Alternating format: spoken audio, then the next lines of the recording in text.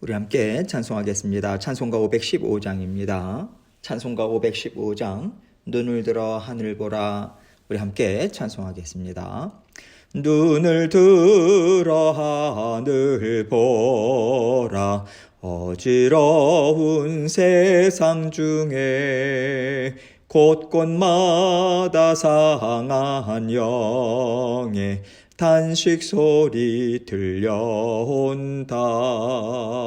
빛을 잃은 많은 사람 길을 잃고 헤매이며 당자처럼 기지나니 믿는 자여 어이할꼬.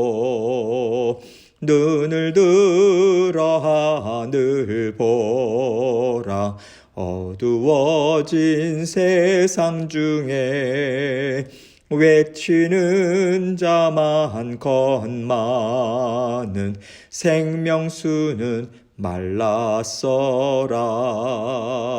죄를 대속하신 주님 선한 일꾼 찾으시나. 대답하리 어디 있나. 믿는 자여 어이할꼬.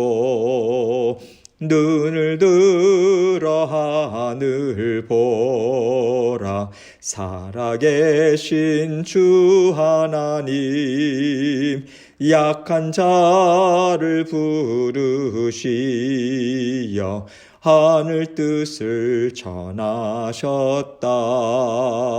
생명수는 홀로 예수 처음이요 나중이라.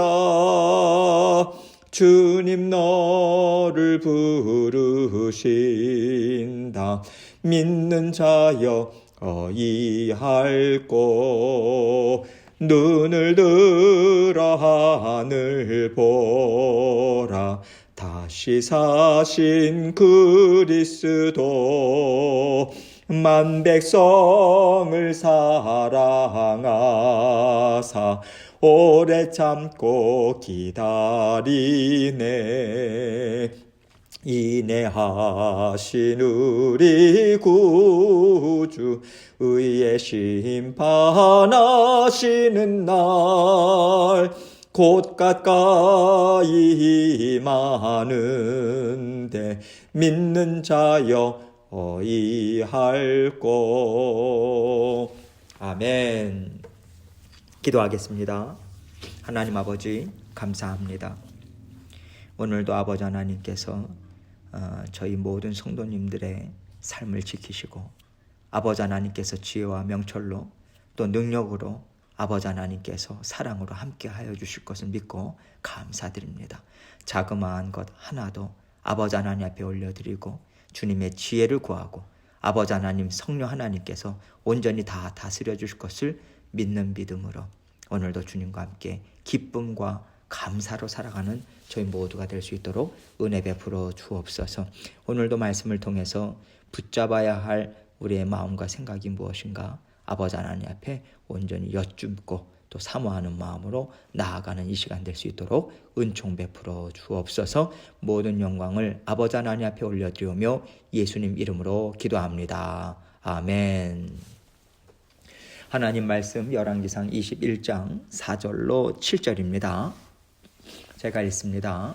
이스라엘 사람 나봇이 아합에게 대답하여 이르기를 내 조상의 유산을 왕께 줄 수 없다 하므로 아합이 근심하고 답답하여 왕궁으로 돌아와 침상에 누워 얼굴을 돌리고 식사를 아니하니 그의 아내 이세벨이 그에게 나와 이르되 왕의 마음에 무엇을 근심하여 식사를 아니하나이까. 왕이 그에게 이르되 내가 이스라엘 사람 나봇에게 말하여 이르기를 너의 포도원을 내게 주되 돈으로 바꾸거나 만일 너가 좋아하면 내가 그 대신에 포도원을 너에게 주리라 한즉 그가 대답하기를 내가 내 포도원을 너에게 주지 아니하겠노라 하기 때문이로다. 그의 아내 이세벨이 그에게 이르되 왕이 지금 이스라엘 나라를 다스리시나이까. 일어나 식사를 하시고 마음을 즐겁게 하소서. 내가 이스라엘 사람 나봇의 포도원을 왕께 드리리이다 하고. 여러분, 사람은 살면서요, 마음에 원하는 것들이 끊이지 않고 생기는 것 같습니다. 하나가 이루어지면 그것으로 만족하고 사는 게 아니라 하나가 이루어지면 어느새 또 다른 것들이 생기죠. 또 때로는요, 한 가지만 원하나요? 이것도 필요하고 저것도 필요하고, 이렇게 우리는 여러 가지를 원하는 마음을 가지고 살아요.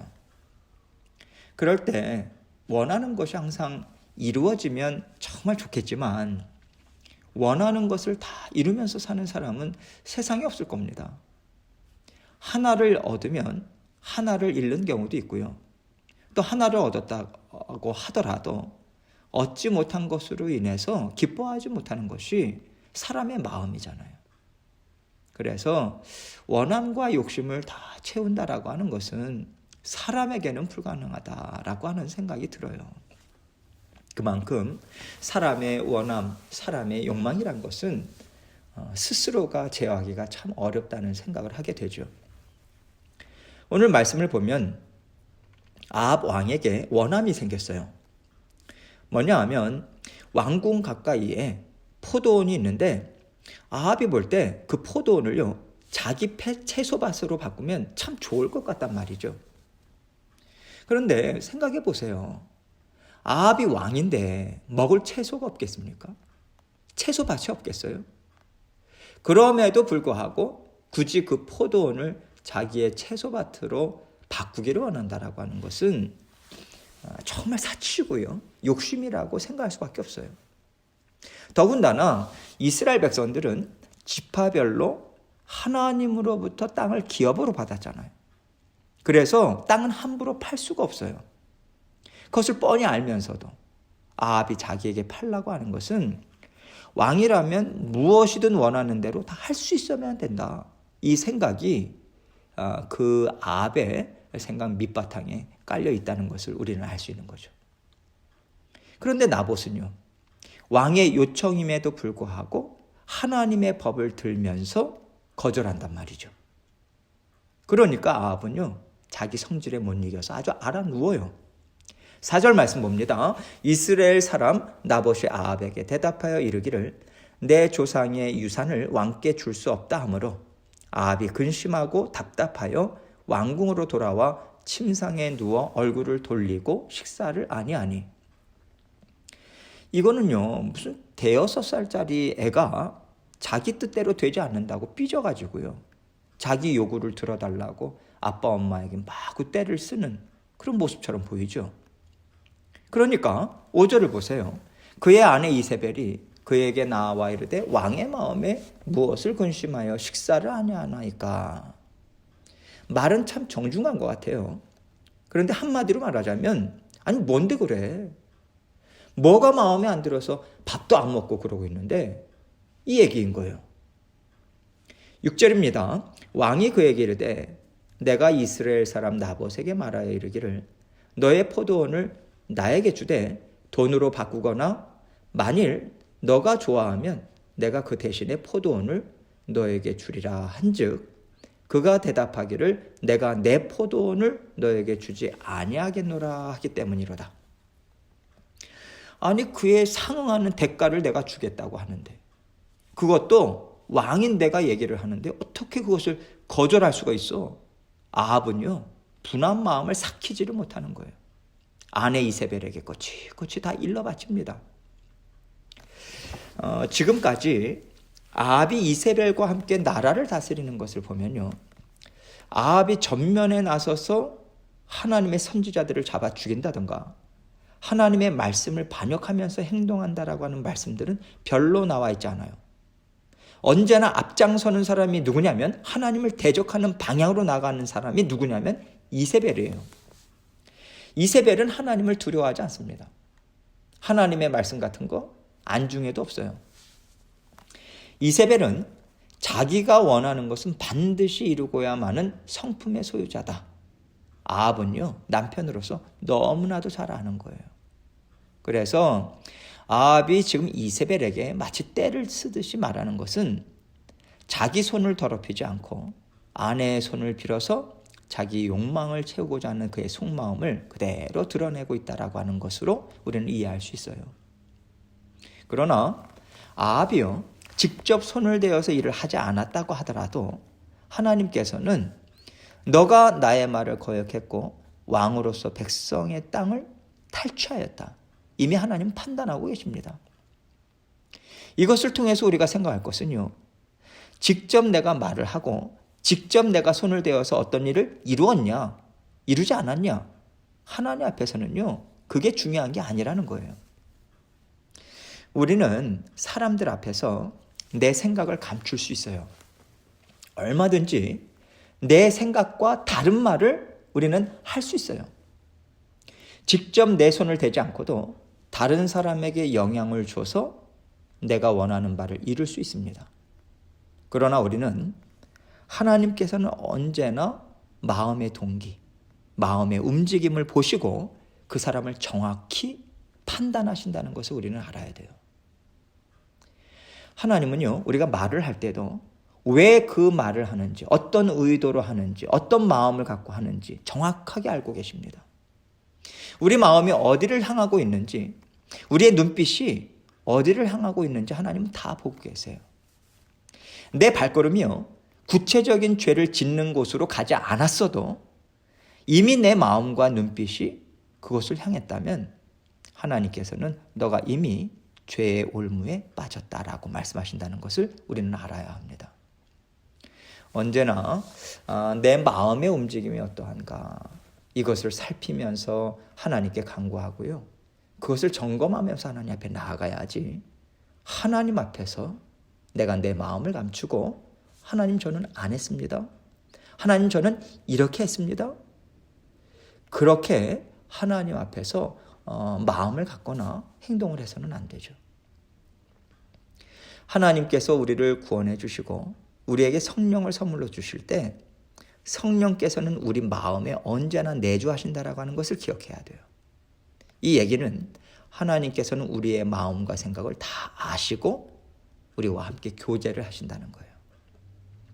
아합은요, 하나님 사랑하지 않아요. 하나님의 말씀 귀하게 여기지 않습니다.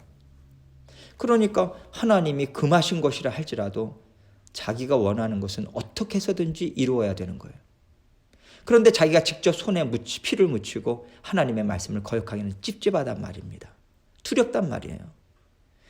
그럴 때 사람의 죄성이 어떻게 움직이냐면요, 그것을 이룰 만한 사람을 찾는 거예요. 그 사람으로 하여금 하나님을 대적하고요, 하나님의 말씀을 어그러뜨리도록 영향력을 미쳐요. 그 사람을 이용해서 내 뜻을 이룬다는 것입니다. 이게 죄성이에요. 이 죄성은 그래서 자기만 망하는 게 아니라 다른 사람까지도 망하도록 끌어당기는 악함이 있어요. 그래서 아합뿐만 아니라 이세벨 또한 똑같은 일을 저지르고 있는 거예요. 7절입니다.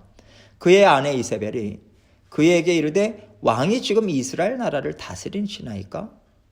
일어나 식사를 하시고 마음을 즐겁게 하소서. 내가 이스라엘 사람 나봇의 포도원을 왕께 드리리이다 하고. 아합이요, 왕으로서의 강한 면모를 보여줘야 하지만 자기도 자기가 원하는 뜻을 이룰 수 있잖아요. 그러니까 그렇게 원하는 것이 있다면 막힘없이 이루어라. 넌 할 수 있다. 이것을 가르쳐 주기 위해서 이세벨은 남편이 원하는 것을 지금 이루어 주는 거예요. 이것을 통해서 이세벨 또한 자기가 원하는 막강한 권력을 휘두를 수 있지 않겠습니까? 이렇게 죄와 죄가 만나서 결국 하나님의 나라, 이것을 온통 죄로 가득 채우는 일을 지금 하고 있는 거죠. 지금 우리는요, 아합과 이세벨 부부가 서로를 의지하면서 또 서로를 이용하면서 자신의 욕망을 채우는 모습을 보고 있어요. 부부가 무엇입니까? 서로의 부족함을 채워주고요, 서로의 연약함을 도와주어서 하나님을 기쁘시게 해드리고 함께 하나님의 뜻을 이루어가는 아름다운 삶을 살아가게 하려고 하나님께서 결혼 제도를 만드신 거잖아요. 부부가 한 몸을 이루게 하신 것 아닌가요? 하나님은요, 우리의 마음이 하나님을 떠나면 서로를 이용하면서까지 자신의 욕망을 채우는 악한 삶을 살 수밖에 없다라고 하는 것을 그대로 우리에게 보여주고 계시다고 저는 생각해요. 하나님을 사랑하지 않고 하나님의 말씀을 존중하지 않는 사람에게는 다른 사람을 진정으로 사랑하고 다른 사람을 좋게 해주고자 하는 마음의 원함 없어요. 뿐만 아니라 그럴 만한 지혜와 능력도 없습니다. 이것을 또한 하나님은 우리에게 가르쳐주고 계시다고 생각해요. 그래서 나 자신이 진정 행복하기를 원하고요. 또 나와 함께한 사람이 진정으로 행복하기를 원한다면 가장 우리가 붙잡아야 되는 것이 하나님을 사랑하는 마음입니다.